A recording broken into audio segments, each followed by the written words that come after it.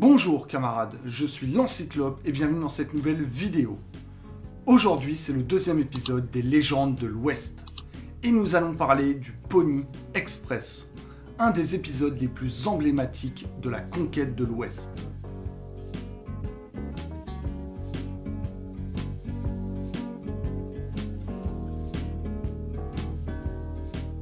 En 1845, pour qu'un courrier soit envoyé de la côte Est à la côte Ouest, il fallait presque 6 mois d'attente. Ce trajet se faisait la plupart du temps en bateau. En 1860, pour qu'un courrier puisse être envoyé du Missouri jusqu'au Texas, il fallait attendre 25 jours par diligence. Il est évident que cette situation ne pouvait pas durer, d'autant que l'État de Californie venait de rejoindre les États-Unis. Il fallait donc trouver une solution. Cette solution sera le Pony Express. En janvier 1848, le Canadien-Français François-Xavier Aubry effectue le trajet de Santa Fe au Nouveau-Mexique jusqu'à Independence dans le Missouri, en seulement 5 jours et demi.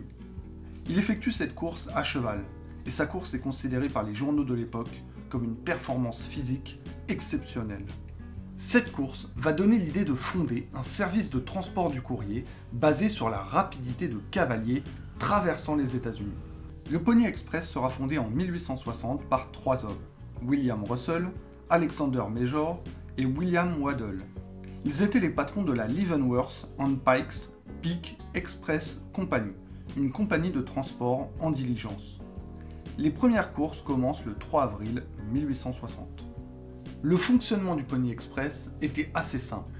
Les cavaliers recrutés par la compagnie traversaient les États-Unis, portant avec eux les courriers des clients. Le trajet partait de la ville de Saint-Joseph dans le Missouri pour aller à la ville de Sacramento en Californie. Il s'arrêtait dans les stations relais postées un peu partout dans le pays. Une fois dans la station, ils déposent les courriers concernés et reprennent ceux du relais en question. Il y avait 160 relais espacés de 8 à 32 km. À chaque relais, le cavalier devait changer de cheval. Un cavalier pouvait changer de 8 à 10 fois de monture. Il n'y avait pas moins de 400 chevaux pour travailler pour la compagnie. Les cavaliers étaient payés 125 $ par mois, ce qui était plutôt élevé pour l'époque. C'était un travail difficile, et si les cavaliers pouvaient devenir célèbres et être bien rémunérés, ils devaient supporter tous les risques du trajet, notamment les attaques des tribus indiennes. Une publicité pour le recrutement de cavaliers disait «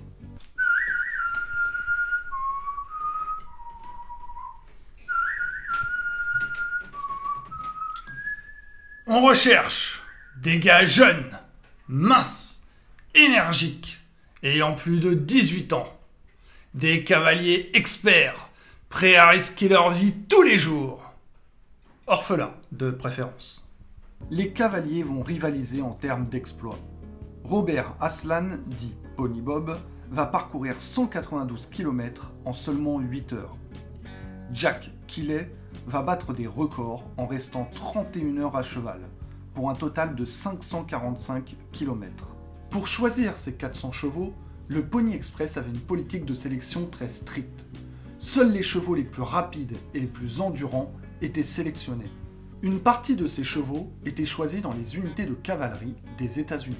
Les selles utilisées par la compagnie étaient plus légères que les selles normales. Les fabricants utilisaient moins de cuir, cela dans le but de réduire le poids total porté par les chevaux et ne pas les ralentir. Les selles comprenaient également la pochette de courrier, que les cavaliers se passaient lors des relais. Avec ce système, le trajet entre la côte Atlantique et la côte Pacifique ne prenait que 10 jours. Et c'est pas moins de 35 000 lettres qui seront livrées par la compagnie. L'entreprise ne sera jamais rentable. Le Pony Express a rapporté 90 000 $, mais en a coûté 200 000. La première raison à cela, c'est que le Pony Express n'a pas réussi à décrocher le contrat qui aurait pu lui assurer une stabilité financière, c'est-à-dire de devenir la compagnie de transport du gouvernement des États-Unis. C'est la Butterfield Overland Mail Company, encore une compagnie de diligence, qui aura le contrat. Et la deuxième, c'est que le télégraphe sera inventé et mis en place en 1861.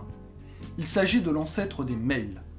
Cela rendait les communications instantanées et le Pony Express devenait donc obsolète. A noter que les poteaux du télégraphe passent sur la même route qu'empruntaient les cavaliers du Pony Express. On peut aussi remarquer que la guerre de sécession qui a déchiré les États-Unis a commencé en 1861, ce qui n'a pas aidé. Le Pony Express cessera son activité le 24 octobre 1861. L'histoire du Pony Express fut courte mais intense. Elle marqua profondément l'imaginaire américain. Et elle correspond parfaitement à l'image qu'on se fait de la conquête de l'Ouest. C'est vraiment le mythe du cavalier traversant les dangers du Far West à cheval. Le célèbre Buffalo Bill, grand chasseur de bisons, a déclaré avoir fait partie des cavaliers du Pony Express. Il en fera l'un des numéros emblématiques de son célèbre Wild West Show. Il y eut aussi de nombreux timbres commémoratifs du Pony Express. Aujourd'hui, la National Pony Express Association s'efforce de préserver le sentier original du Pony Express et de perpétuer sa mémoire. Je m'appelle John, cavalier du Pony Express. Mon objectif, me rendre à Sacramento pour livrer le courrier. Ah, des Indiens. Yeah, satané peau rouge. Si tu me voyais faire mon petit Jack, tu serais fier de moi. Ah, des sables mouvants. Ah.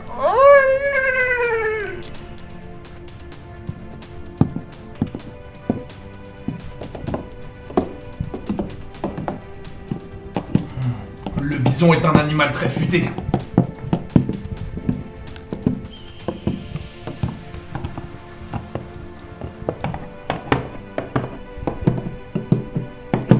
Ah, la rivière.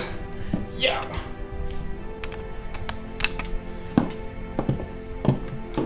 Ah, les collègues du Pony Express.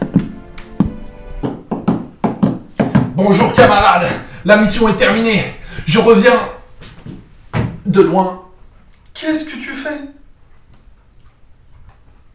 Suce à l'ennemi. Vous connaissez désormais l'histoire du Pony Express. J'espère que vous avez apprécié la vidéo. N'hésitez pas à vous abonner, à partager, à nous rejoindre sur Instagram. On se retrouve bientôt pour une nouvelle histoire. Et galopons, camarades!